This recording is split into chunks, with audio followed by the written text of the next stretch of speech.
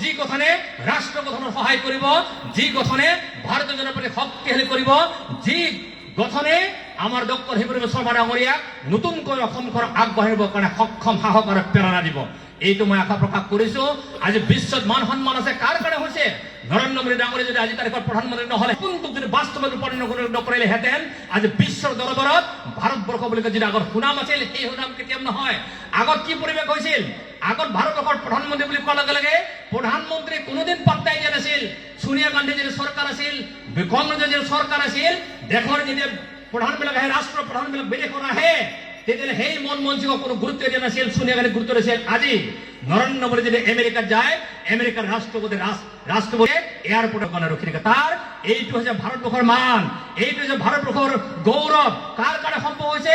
নৰেন্দ্ৰ মোদী ডাঙৰীয়া যদি দেশৰ প্ৰধানমন্ত্ৰী নহলে এইটো কেতিয়াও সম্ভৱপৰ হৈ নুঠিলহেঁতেন। সেইখন দেশ হৈ আমি থাকিবলৈ দিম, সেইখন ৰাজ্য আমি ৰাজ্য হৈ থাকিবলৈ দিম, সেইখন গোৱালপাৰা আমি গোৱালপাৰা হৈ থাকিবলৈ দিম, সেইটো দুগ্ধ বিধানসভা আছে দুগ্ধ বিধানসভা হ'বলৈ দিম।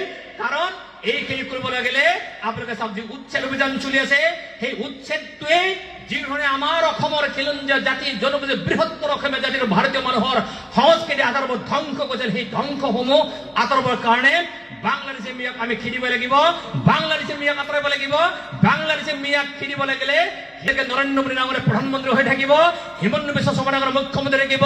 তেতিয়া আমি গোৱালপাৰাৰ পৰা আমি মিয়াক খেদিমেই, বাংলাদেশী মিয়া আমি খেদিমেই। আকাৰে আৰু সেই খেদিলেহে অসমখন বাজিব, গোৱালপাৰাখন বাচিব। গতিকে এই আহ্বানটো মই আপোনালোকক ৰাখিলো। মই বিশেষ নকওঁ, পুনৰবাৰ যুৱ শক্তিক মই ধন্যবাদ কেনেদৰে জ্ঞাপন কৰিছো। গতিকে আমাৰ যিসকল দেশৰ আমাৰ ৰাষ্ট্ৰীয় মহামন্ত্ৰী আহিছে, তেখেতে নিশ্চয় কবই কথাখিনি ধুনীয়াকৈ কথা ল'ব। আমাৰ যাত্ৰা আৰম্ভ হ'ব আৰু সেই যাত্ৰাই পুনৰবাৰ 2026 ভাৰতীয় জনতা চৰকাৰ অসমত গঠন হ'ব, যিখন চৰকাৰে অসমক নেতৃত্ব দিব, ভাৰতবৰ্ষক নেতৃত্ব দিব।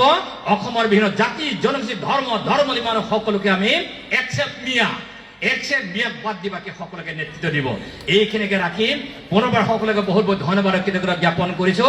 আৰু পুনৰবাৰ মই ধন্যবাদ কৃতজ্ঞতা জ্ঞাপন কৰিব বিচাৰিছো বিক্ৰমজীৱ বৰ্মনকে আদি কৰি গোটেই যুৱ শক্তিসকলে সুন্দৰভাৱে এই অনুষ্ঠানটো আয়োজন কৰাৰ কাৰণে। আৰু খুব প্ৰাসংগিক, আৰু এই প্ৰাসংগিকটো মণ্ডল লেভেললৈকে গুচি যাব, গাঁও লেভেললৈ গুচি যাব, বুথ লেভেললৈ যদি এই চিন্তাটো চেইন চিষ্টেমত যদি গুচি যাব, আমি লৈ যাব পাৰিম, তেতিয়াহ'লে নিশ্চিত ৰূপত আমি 2026 দুগ্ধ বিধানসভা আমি দখল কৰিব পাৰিম, উদ্ধাৰ কৰিব পাৰিম। আৰু এই ধৰণৰ সভা সমিতিবিলাক প্ৰমাণিত কৰিলে যে দুগ্ধ বিধানসভা সমষ্টি এইবাৰ আমি উদ্ধাৰ হ'বনে নাই? হ'বনে নাই? ইমান চাউণ্ড কম হ'লে কংগ্ৰেছে ভয় নাখাব, ইমান চাউণ্ড কম হ'লে কংগ্ৰেছে ভয় নাখাব। কংগ্ৰেছটো ভয় খাব লাগিব, কংগ্ৰেছ ভয় খালে কংগ্ৰেছক পলাব লাগিব। গতিকে কওক, আমি উদ্ধাৰ কৰিব পাৰিম নে নোৱাৰিম? আমি উদ্ধাৰ কৰিব পাৰিম নে নোৱাৰিম? আমি উদ্ধাৰ কৰিব পাৰিম নে নোৱাৰিম? তেতিয়াহ'লে কওক, বলো ভাৰত মাতা কি।